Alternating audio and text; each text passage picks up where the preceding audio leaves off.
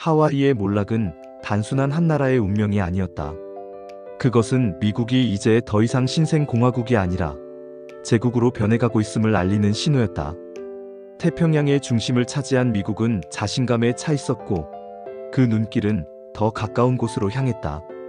바다 건너 유럽의 식민지를 무너뜨린 그들이었지만 사실 미국이 가장 먼저 손에 넣고 싶었던 땅은 언제나 가까이에 있었다. 바로 카리브해와 중앙아메리카였다. 이곳은 미국의 뒷마당이라 불렸고 전략적 경제적 이해가 가장 직접적으로 걸린 지역이었다. 이제 미국은 더 이상 명분을 숨기지 않았다. 자유와 독립을 내세웠지만 실제로는 군함과 해병대 그리고 달러를 앞세운 제국의 외교가 펼쳐졌다. 역사는 이 시기를 빅스틱 외교라 부른다. 조용히 말하되 큰 몽둥이를 들고 있어라. 테디 루스벨트 대통령의 말은 곧 미국 제국주의의 교과서가 되었다. 그리고 그 첫 무대가 된 곳이 바로 쿠바였다. 쿠바는 오랫동안 스페인 제국의 보석이었다. 사탕수수와 담배, 커피가 쏟아져 나왔고 멕시코만 입구를 지키는 지정학적 요충지였다. 미국의 플로리다에서 불과 150km 떨어진 가까운 섬, 미국이 눈독 들이지 않을 수 없는 땅이었다. 쿠바인들의 독립 열망은 19세기 내내 이어졌다. 첫 번째 큰 전쟁은 1868년에 시작된 10년 전쟁이었다. 지도자는 카를로스 마누엘 데 세스페데스라는 크리올, 즉 현지 태생 백인 엘리트였다. 그는 노예 해방을 선언하며 스페인에 맞섰다. 그러나 스페인의 무력은 강했고 독립군은 무기와 자금에서 열세였다. 10년 동안 싸웠지만 결국 1878년 산온 조약으로 전쟁은 종결됐다. 쿠바는 부분적인 개혁만 얻었을 뿐 독립은 달성하지 못했다. 두 번째 시도는 1879년에서 1880년에 벌어진 소전쟁이었다. 그러나 준비 부족과 내부 분열로 금세 진압당했다. 실패는 이어졌지만 독립의 불씨는 꺼지지 않았다. 그리고 마침내 1895년 세 번째이자 결정적인 독립전쟁이 시작됐다. 이때 등장한 인물이 바로 호세 마르티였다. 그는 시인이자 언론인이었고 동시에 혁명가였다. 미국 망명지에서 신문을 발간하며 쿠바 독립의 당위성을 세계에 알렸다. 그는 단순한 정치 지도자가 아니라 쿠바 민족의 영혼이었다. 그의 글귀는 지금도 회자된다. 자유가 없이는 삶도 없다. 마르티는 망명 중에도 독립 자금을 모으고 무장 봉기를 조직했다. 그러나 그 자신은 전쟁 초반 전투에서 전사하고 말았다. 그의 죽음은 비극이었지만 오히려 쿠바인들의 분노와 독립 의지를 더 크게 불태웠다. 그는 쿠바 독립의 순교자가 되었고 오늘날 아바나의 광장 한가운데 그의 동상이 서 있다. 스페인은 반란을 잔혹하게 진압했다. 가장 악명 높은 인물이 총독 발레리아노 웨일러 장군이었다. 그는 도살자라는 별명으로 불렸다. 그의 전략은 군사적 섬멸이 아니라 민간인을 겨냥한 집단 처벌이었다. 그는 재정착 정책을 명령했다. 수십만 명의 쿠바 농민을 강제로 마을에서 몰아내 도시 수용소에 가두었다. 이곳은 제대로 된 집도 위생시설도 식량도 없었다. 몇 달 사이 수십만 명이 기아와 질병으로 목숨을 잃었다. 역사학자들은 이 시기에 민간인 사망자가 10만 명을 넘었다고 기록한다. 쿠바의 들판은 불탔고 농장은 파괴됐다. 민간인과 게릴라의 경계가 사라진 상황에서 스페인은 무차별 탄압을 가했다. 쿠바 전역은 피와 눈물로 얼룩졌다. 이 참상을 누구보다 크게 부풀린 것은 미국 언론이었다. 당시 신문왕이라 불리던 두 거물이 치열한 경쟁을 벌이고 있었다. 윌리엄 랜돌프 허스트와 조지프 퓰리처. 그들은 쿠바의 소식을 자극적으로 보도했다. 스페인 군인들이 쿠바 여성을 학대한다. 어린이가 굶어 죽어간다. 시체가 거리에 널려있다는 식의 헤드라인이 매일같이 일면을 장식했다. 사실 보도의 상당수는 과장되거나 날조된 것이었다. 그러나 독자들은 열광했다. 판매 부수를 올리기 위한 선정적 보도, 이른바 노란 언론이었다. 허스트는 이런 말을 했다고 전해진다. 사진을 보내라. 전쟁은 내가 만들겠다. 그만큼 언론이 전쟁 분위기를 조성하는 데 결정적이었다. 미국 대중은 쿠바를 해방시켜야 한다는 감정에 휩싸였다. 그리고 1898년 2월 결정적인 사건이 터졌다. 미국 전함 메이노가 아바나 항구에서 폭발해 침몰한 것이다. 장병 260여 명이 목숨을 잃었다. 원인은 명확하지 않았다. 나중 조사에서는 선박 내부 화약고의 사고 가능성이 크다고 나왔다. 그러나 당시 언론은 기다렸다는 듯이 스페인의 음모라고 보도했다. 메인을 기억하라. 스페인을 처단하라. 라는 구호가 미국 전역에 울려 퍼졌다. 정치권도 여론에 휩쓸렸다. 결국 미국은 스페인에 전쟁을 선포했다.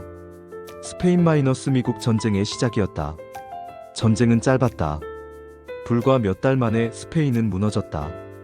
미국은 필리핀, 괌, 푸에르토리코까지 차지하며 제국으로 도약했다. 쿠바는 명목상 독립을 얻었다. 1898년 파리 조약에서 스페인은 쿠바에서 손을 뗐다. 그러나 미국은 그냥 떠나지 않았다.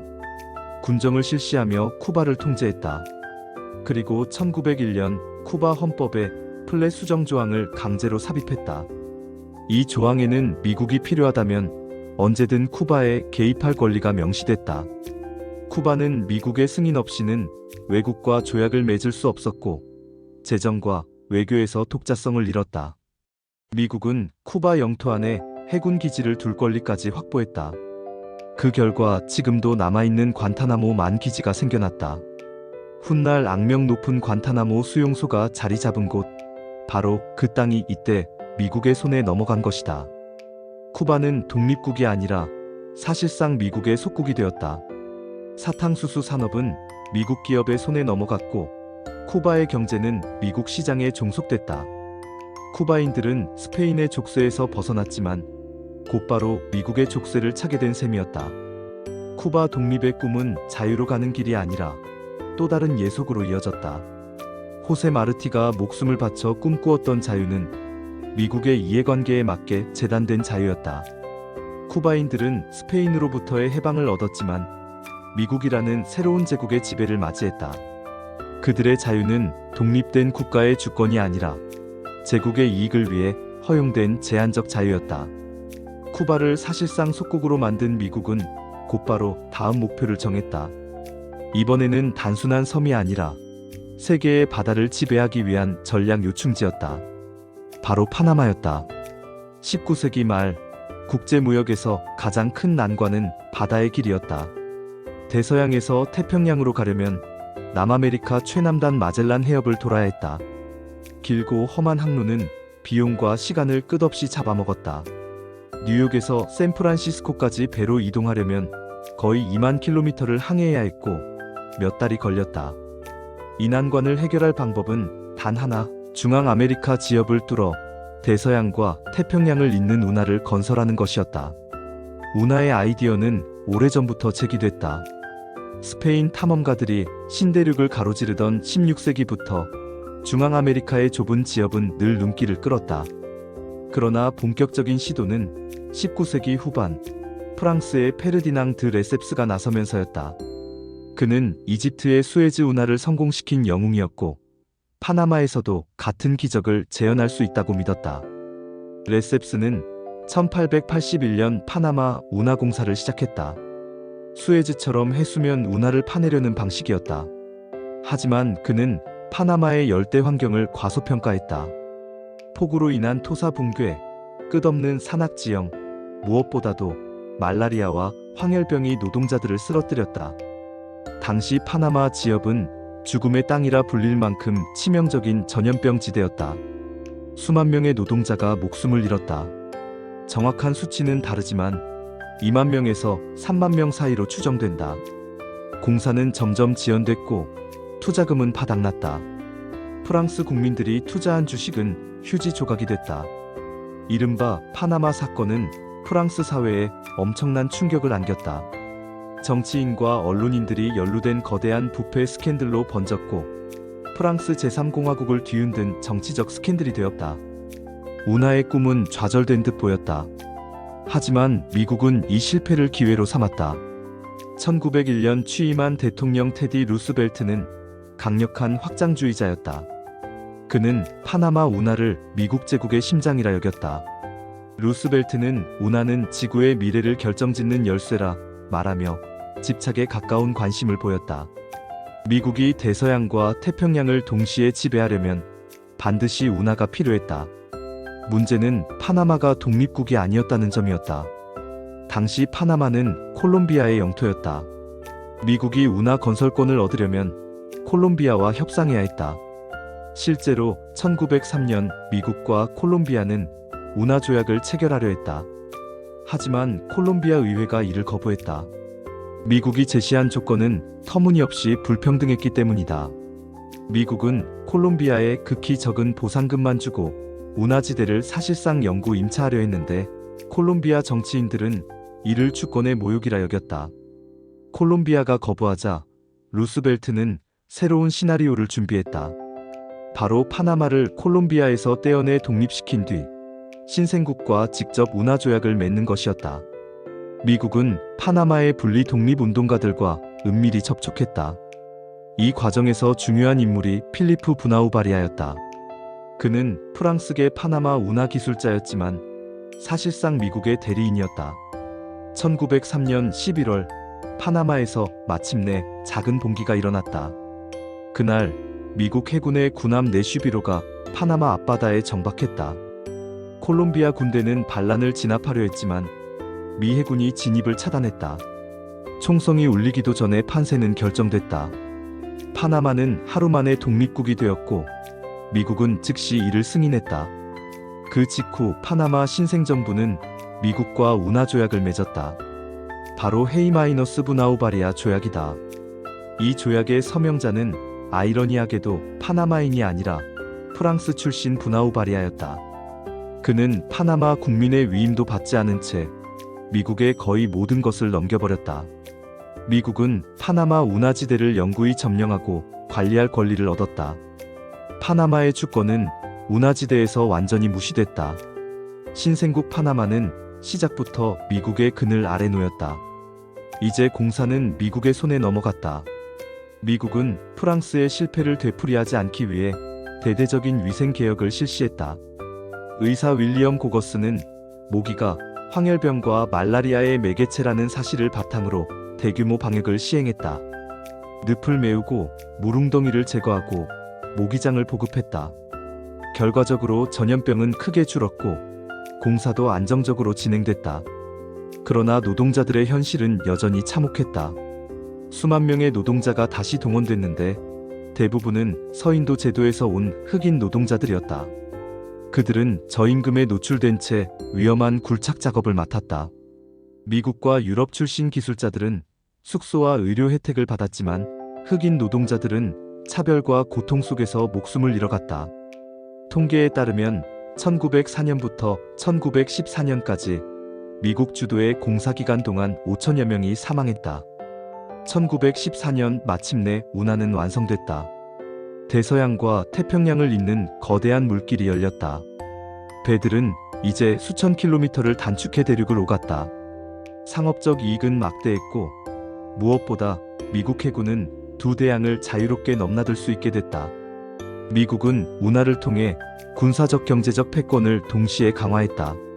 하지만 그 뒤에 남은 그림자는 짙었다. 파나마의 독립은 국민의 투쟁이 아니라 미국이 짠 각본이었다. 조약은 불평등 그 자체였고 운하지대는 사실상 미국 영토가 되었다. 파나마 민중은 자신들의 땅 한복판에서 주권을 잃었고 수많은 노동자는 죽음으로 공사의 대가를 치렀다. 파나마 운하는 인류 역사에서 가장 위대한 건축물 중 하나로 불린다. 그러나 동시에 제국주의의 가장 노골적인 흔적이기도 하다. 자유와 독립이라는 이름 뒤에서 미국은 파나마를 새로운 속국으로 만들었다. 운하는 단순히 두 바다를 잇는 길이 아니었다. 그것은 제국이 바다를 가르는 칼날이었다. 쿠바와 파나마를 장악한 미국은 이미 스스로를 제국이라 부를 수 있는 나라가 되었다. 하지만 제국은 먼 바다 건너의 섬과 운하만으로 완성되지 않는다. 제국은 자기 뒷마당을 확실히 장악해야 한다. 미국에게 그 뒷마당은 바로 카리브해와 중앙아메리카였다. 테디 루스벨트 대통령은 이를 숨기지 않았다. 그는 조용히 말하되 큰 몽둥이를 들고 있어라라고 말했다. 표면적으로는 평화를 이야기하면서 실제로는 군함과 해병대를 들이밀어 원하는 것을 얻어내는 방식. 이것이 바로 빅스틱 외교였다. 루스벨트는 1823년 먼로주의를 한 단계 끌어올렸다. 원래 먼로주의는 유럽 열강에게 아메리카 대륙에 개입하지 말라는 선언이었다. 하지만 루스벨트는 이 원칙을 교묘하게 바꿨다. 중남미 국가들이 재정 위기나 혼란을 겪을 경우 미국이 대신 개입해 질서를 바로잡겠다는 것이었다. 명분은 유럽의 간섭을 막기 위해서라 했지만 실상은 미국이 직접 개입할 구실을 스스로 만든 것이었다. 가장 먼저 시험대에 오른 것은 도미니카 공화국이었다. 이 나라는 만성적인 재정 위기에 시달렸고 유럽 채권국들이 군함을 보내 채무 상환을 강요하고 있었다. 만약 유럽 군대가 도미니카에 상륙한다면 이는 루스벨트가 말한 먼로주의의 위배였다. 루스벨트는 재빨리 움직였다. 1905년 미국은 도미니카의 세관을 직접 장악해 수입 관세를 걷어들이기 시작했다. 미국은 이 돈을 먼저 외채 상환에 돌리고 남는 돈만 도미니카 정부가 쓰도록 강제했다. 사실상 도미니카의 재정은 미국의 손에 넘어간 것이었다. 니카라과의 상황은 더 노골적이었다. 니카라과는 파나마 운하 이전부터 또 다른 운하 후보지였다. 미국은 이미 파나마를 장악했지만 니카라과를 놓치고 싶지 않았다. 1909년 미국은 현지 반란 세력을 지원해 대통령 호세 산토스를 축출했다. 친미 정권을 세운 뒤에는 해병대를 파견해 정권을 보호했다. 니카라과 민중이 스스로의 정치를 하려 할 때마다 미국 군대가 개입해 판을 뒤집었다. 그러나 니카라과인들은 굴복하지 않았다. 1920년대 아우구스토 세사르 산디노라는 인물이 나타나 게릴라 전쟁을 시작했다. 그는 미 해병대를 상대로 산악지대에서 유격전을 벌였고 자유는 스스로 쟁취하는 것이라 외쳤다. 산디노의 투쟁은 단순한 전투가 아니라 민족 저항의 상징이 되었다. 비록 그는 암살당했지만 그의 이름은 훗날 니카라과 혁명 세력이 자신들을 산디니스타라 부르게 한 정신적 유산이 되었다.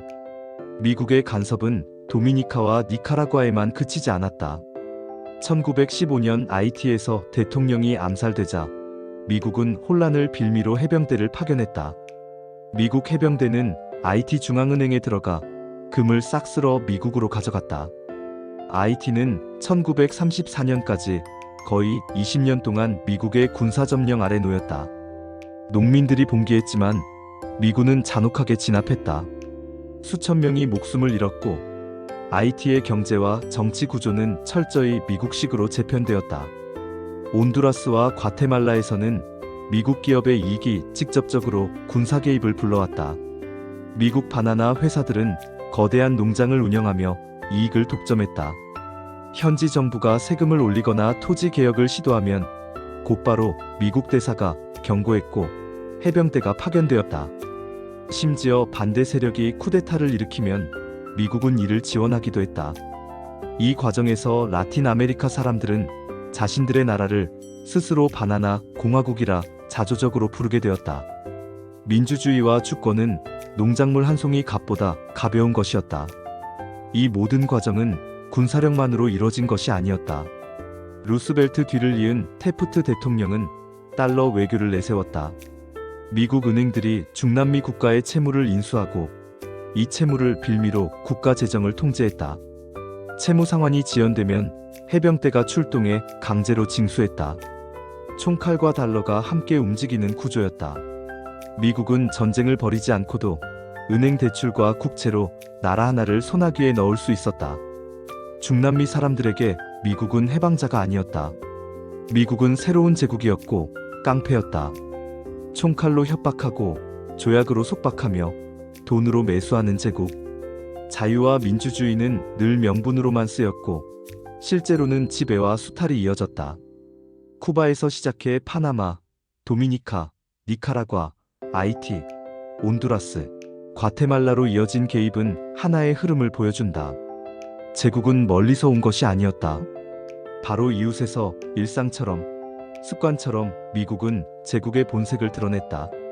항구마다 정박한 군함, 거리마다 행진하는 해병, 은행 창고마다 쌓인 달러.